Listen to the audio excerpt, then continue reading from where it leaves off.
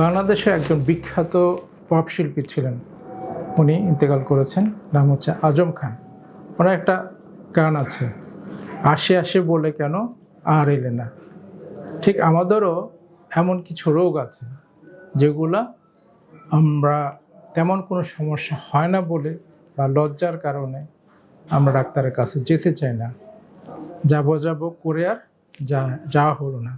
সে গানের মধ্যে হ্যাঁ, এর মধ্যে অন্যতম হচ্ছে মলদ্বারের বিভিন্ন রোগ। কী সেগুলো? যেমন পাইলস, তারপরে আছে আপনার অ্যানাল ফিশার, ফিস্টুলা, এই রোগগুলো নিয়ে সাধারণত ডাক্তারের কাছে আমরা যেতে চাই না। বিশেষ করে মহিলারা একটু লজ্জাবোধ করেন। হ্যাঁ, কথা বলছি অধ্যাপক ডাক্তার মোহাম্মদ জামাল আবু নাসের। বর্তমানে কাজ করছি এনাম মেডিকেল কলেজ হাসপাতালে, পাশাপাশি চেম্বার করছি পাশাপাশি সান্ধ্যকালীন চেম্বার করছি এমজেড হাসপাতাল উত্তর বাড্ডা ঢাকা এবং পপুলার ডায়াগনস্টিক সেন্টার উত্তর বাড্ডা ঢাকা। আজকে আমরা পাইলসের সর্বাধুনিক পদ্ধতি কি এবং এর কি সুবিধাসমূহ রয়েছে সেগুলো নিয়ে আলোচনা করব। পাইলস বা অর্শ অথবা গ্যাস, যেটাকে আমরা অ্যানাল ফিশার বলি, এবং ফিস্টুলা, পায়ুপথের ফিস্টুলা, এগুলোর চিকিৎসার সর্বাধুনিক যে পদ্ধতি সেটা হচ্ছে লেজার পদ্ধতির মাধ্যমে পালসের চিকিৎসা করা যায়। অর্শ যাকে আমরা বলি, এছাড়াও গ্যাস বা অ্যানাল ফিশার এবং ফিস্টুলা অপারেশন করা যায়। এবং এই পদ্ধতিতে অপারেশনগুলোর কিন্তু অনেক সুযোগ বা সুবিধা রয়েছে। কি সেই সুবিধাগুলো? এটা সাধারণত কাটাছেঁড়াহীন পদ্ধতি। সামান্য একটা ছিদ্র করে লেজার বিম দিয়ে আমরা অপারেশন করে থাকি। যেদিন অপারেশন করে সেদিনই অনেক সময় বাসায় বা এর পরের দিনই বাসায় চলে যাওয়া যায়। এখানে ব্যথা নাই বললে চলে, কোনো সেলাই করতে হয় না। সেলাইবিহীন পদ্ধতি। হাসপাতালে অনেক কম সময় অবস্থান করতে হয়। রোগী দ্রুত বাসায় ফিরে যায়, তার স্বাভাবিক কর্মকাণ্ডে ফিরে যায় এবং এক সপ্তাহের মধ্যে রোগী সম্পূর্ণ সুস্থ হয়ে যায় এবং পুনরায় এই রোগগুলো হওয়ার সম্ভাবনা অনেক কম থাকে। বিশ্বব্যাপী অত্যন্ত জনপ্রিয় এবং অত্যন্ত কার্যকরী পদ্ধতি। আর কেটে কী সমস্যা?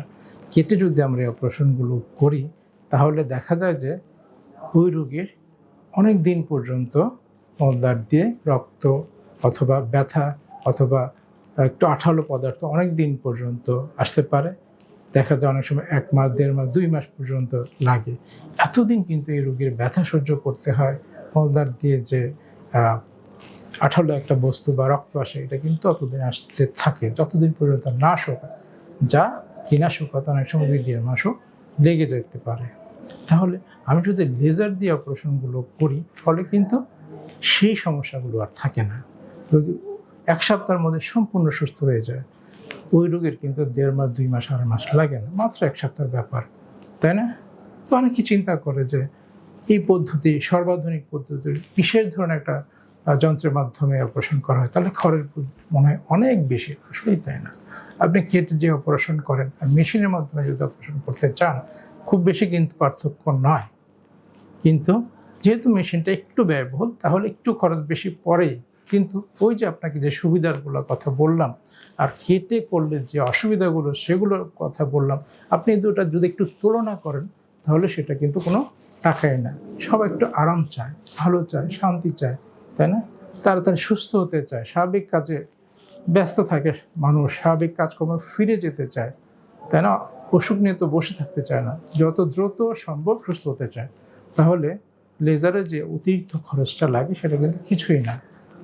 তাই আপনি অবশ্যই লেজারে চিকিৎসাটা করানোর চেষ্টা করবেন, কিন্তু সেটা চিকিৎসা করাতে হলে অবশ্যই প্রাথমিক অবস্থায় ডাক্তারের কাছে যেতে হবে। এই রোগগুলো অনেক সময় খুব খারাপ অবস্থায় চলে যায় যখন কিন্তু লেজারে এটা করা সম্ভব হয় না, তখন কাটতে হয়। তাহলে যত দ্রুত সম্ভব প্রাথমিক লক্ষণগুলো দেখা দিলেই সার্জনের শরণাপন্ন হবে এবং উনি যদি আপনাকে পরামর্শ দেন যে এই পদ্ধতিতে অপারেশনটা করিয়ে নেন, ভালো হবে, আমার মনে হয় করিয়ে ফেলা উচিত।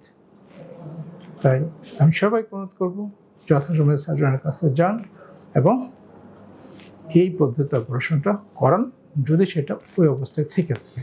সবাইকে অনেক ধন্যবাদ।